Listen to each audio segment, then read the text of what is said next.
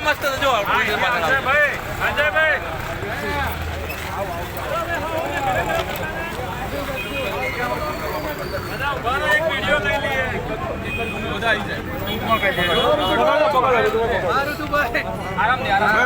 જય માતાજી, જય ભવાની।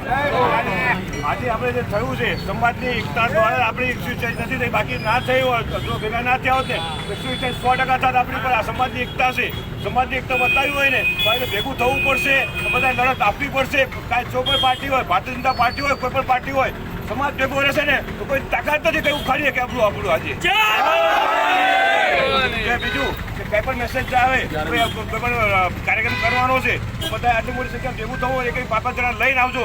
સમાજ પહેલા, પક્ષ પછી, સમાજ દ્વારા જે થશે એ સારું જ થશે। સમાજ એકતા તમે કોઈ પણ ધર્મગત થાય કોઈ પણ નહીં, અમે તમારા જોડે ઉભા છીએ, આજીવન તમારી જોડે ઉભા છીએ। આવી એકતા કાયમ બતાવતા રહેજો। જય ભવાની, જય ભવાની, ભાજપ જવાની, જય ભવાની, ભાજપ જવાની, જય ભવાની, ભાજપ જવાની, જય ભવાની। અમદાવાદ પૂર્વની અંદર હસમુખભાઈ પટેલ જે ઉમેદવાર છે ભાજપના લોકસભાની અંદર, એનું આજે રેલી હતી નરોડાની અંદર, જેનું રાજપૂત સમાજ દ્વારા એનું વિરોધ પ્રદર્શન કરવામાં આવ્યું હતું। અને વિરોધ પ્રદર્શન દરમિયાન 200 થી 250 માણસો જે આપણે રાજપૂતભાઈના સમાજના આગેવાનો હતા એમને વિરોધ કર્યો હતો। તેની સામે અહીંયા નરોડા પોલીસ સ્ટેશનની અંદર 18 ભાઈઓ ઉપર 188ની કલમ અમદાવાદ શહેરની અંદર જે અમદાવાદ કમિશનરનું જે જાહેરનામું છે એના ભંગ બદલ અત્યારે કાનમ દેસાઈ સાહેબ જે ડીસીપી સાહેબ હાજર છે એ 188 હેઠળ ધરપકડ કરવાની વાત કરી રહ્યા છે। તો એ કાયદા હેઠળ એમનું કાર્યવાહી કરવાની માંગ કરી રહ્યા છે। જ્યારે અમે એડવોકેટો દ્વારા અને બીજા સમાજના આગેવાનો દ્વારા એવી રજૂઆત કરવામાં આવી છે કાનમ દેસાઈ સાહેબને કે ભાઈ આવી રીતે ખોટા કાયદાનું ભંગ બદલ તમે કોઈ પણ કાર્યવાહી કરશો નહીં, અધરવાઇઝ સમાજને ગુમરાહ થશે। આ જે મુદ્દો છે રાજકોટથી ચેન્જ થઈ અમદાવાદ આવી જશે। અમદાવાદની અંદર સામાજિક જે તાણાવાણા છે બદલાઈ જશે, એની તમામ જવાબદારી પ્રશાસનની અને બીજેપીની અથવા ગવર્મેન્ટની રહેશે।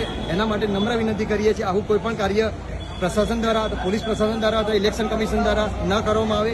અમે જોઈએ છીએ કે પોલીસ પ્રશાસન એ સરકારનો હાથો બનીને આવું કાર્ય કરી રહી છે। એટલે રાજપૂત સમાજના ભાઈઓને કહેવા માગીએ છીએ કે આ કાયદાની પાછળ રહી અને પોલીસ ડિપાર્ટમેન્ટ અમને દબાવવાની કોશિશ કરી રહ્યું છે, જે બિલકુલ ગેરકાયદેસર છે। એટલે ભાઈઓને નમ્ર વિનંતી જેટલું બની શકે એટલું નરોડા અમદાવાદની અંદર નરોડા પોલીસ સ્ટેશનની અંદર બધા જેમ બને તેમ ભાઈઓ આવી જાય। જય માતાજી।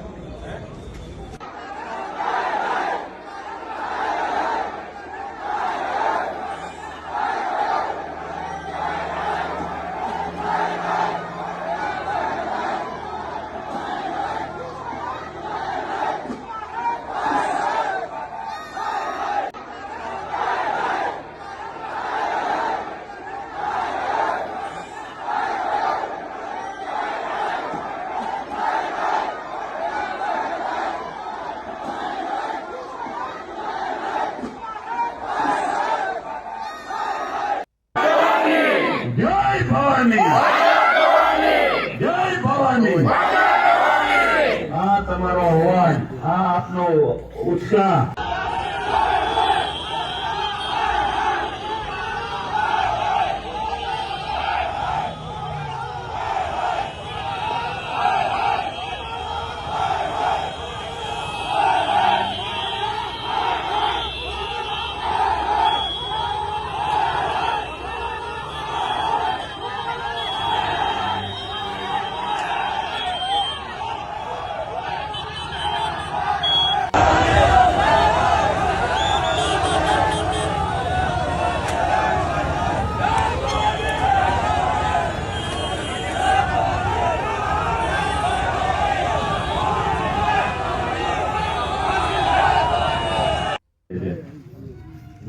કરે છે નારી અસ્મિતાની, પણ કથની અને કરણીમાં ફરક છે એ આપણે રૂપાલા સાહેબના ભાષણથી આપ સમજી શકો છો.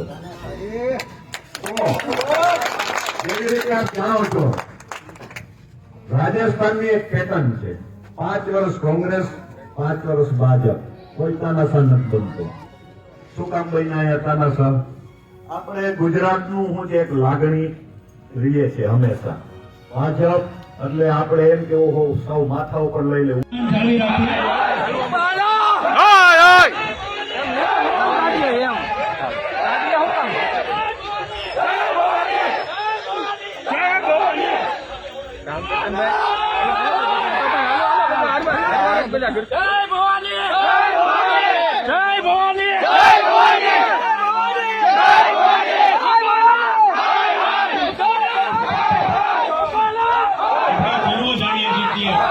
જીત નિશ્ચિત છે, એમાં કોઈ મિનમેક નથી.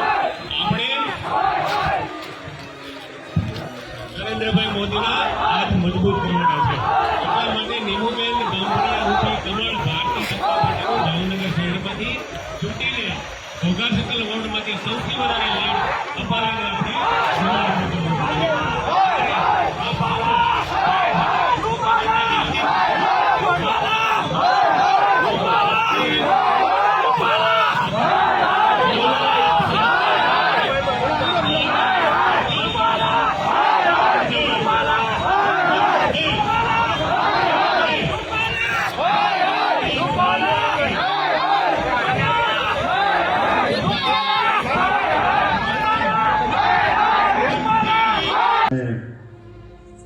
બહુ ઓલું આવી ગયું હશે કે આપણી વાત એને ધ્યાને ના લીધી અને આપણો વિરોધ ક્યાં પહોંચશે એનો અંદાજ પણ કદાચ એને નહીં કાઢ્યો હોય, પણ જે બોયલા અને ન માન્યા તો આપણે એ જ માનવાનું રહ્યું કે એના શબ્દમાં ભાજપ સામેલ છે.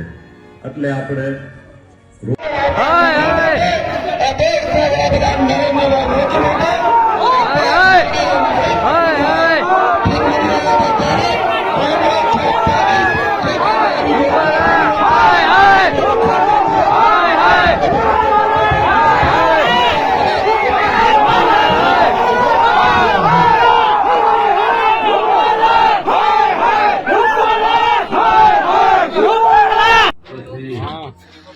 પરમાર સાહેબ, ગામના સરપંચશ્રી, જિલ્લા પંચાયતના સદસ્ય, વિડીયો ઉતારો તમે ચાલુ રાખો ને.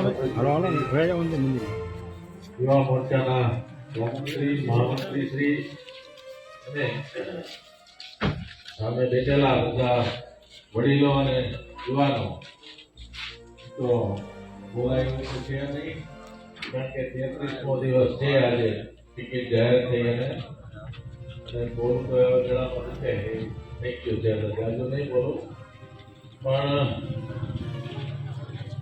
નીચે ટિકિટ મળી ત્યારે પહેલો તો વિસ્તારના દરેક તાલુકામાં દરેક સમાજના આગેવાનો યુવાનોને મળું અને એમને સાથે ચર્ચા કરી, એમના જે બી પ્રશ્નો હોય પ્રશ્નોને સાંભળી.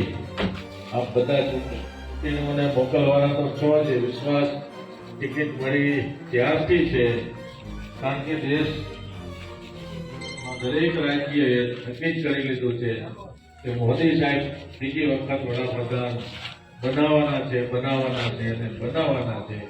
અને એમાં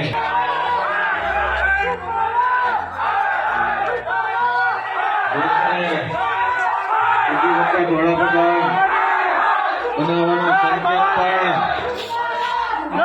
દીધો છે. ત્યારે આપણે બધા એક વાતમાં તો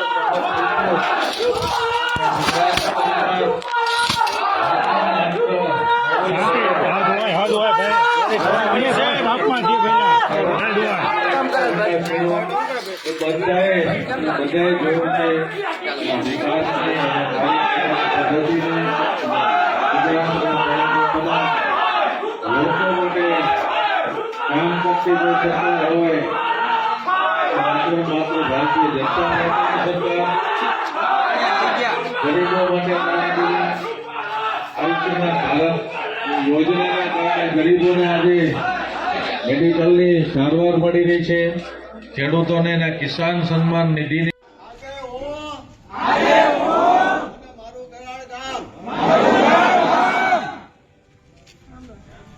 અમારી કુળદેવી અને અમારા ઈષ્ટદેવ સોગંદ ખાઈને કહીએ છીએ કે પરસોત્તમભાઈ રૂપાલાએ રાજા રજવાડા અને 18 વર્ણની નારી શક્તિનું અપમાન કર્યું છે. તેના વિરોધમાં હું કાંઈ પણ લોભ કે લાલચમાં આવ્યા વગર માતાજીના સોગંદ ખાઈને કહું છું કે ભાજપ પાર્ટીને મત નહીં આપું અને તેની વિરોધમાં મતદાન કરીશ. જય ભવાની, જય ભવાની, જય ભવાની, ભાજપ જવાની,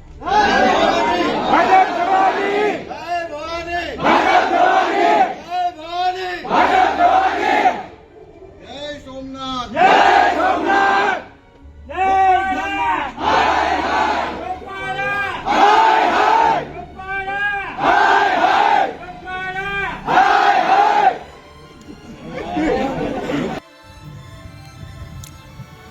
હલો બાબા, તો આપે મત કોને આપશો તમે? હવે મત તો વણકોટો ક્યાં મતમાં તો વર્ષ વર્ષ તો કાયમ દઈએ છીએ. ઓલા ભાજપમાં દીધા, કોંગ્રેસમાં દીધા, બધા કાયમ દીધા પણ અમારું કઈ હમું જોતા નથી. અમારે તો હવે શું કરવું, વણ વિચાર એવો છે કે મજે પીડ્યું મૂકી દેવું. વણ નથી મઠમાં કઈ જામ એવું નથી વણ, એટલે બંધ એટલે મત રાખી. શું લેવા નથી દેવા ઈ કયો ને. આ કઈ ભાવ નથી, વરિયાળીના ભાવ, કપાના ભાવ નથી, કઈ છે નહીં. ભાવમાં કઈ આવે એવું નથી. 3,000 મણ ઓછા પોર કરતા. પોર કેટલા હતા?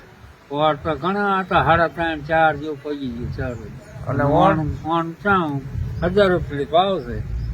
અને એમાં અહીંયા નાખવા જાવ ને યાર્ડમાં ઠીક તો પણ ભાવ તો સરકારને થોડાક બાંધો હોય તો મારી જાય તો ખેડૂતને કંઈક લાભ થાત નહીં. બાય શું વાંધો, ચૂંટણીમાં થોડા ઓછા કરે એવું કઈ નથી. કપાસમાં કપામાં ત્યાં તો 1200 1300 1400 માલિક આવ્યું, બાકી 12 સુધી જાજો ભાગ ગયો. પોર કેટલા હતા? ક્યાં વેરીએ? ત્યાં વર્ષ 2 વર્ષ સુધી પહોંચ્યો હતો ને પછી પહોંચી ગયું પોટ, વણ ન પહોંચી બે.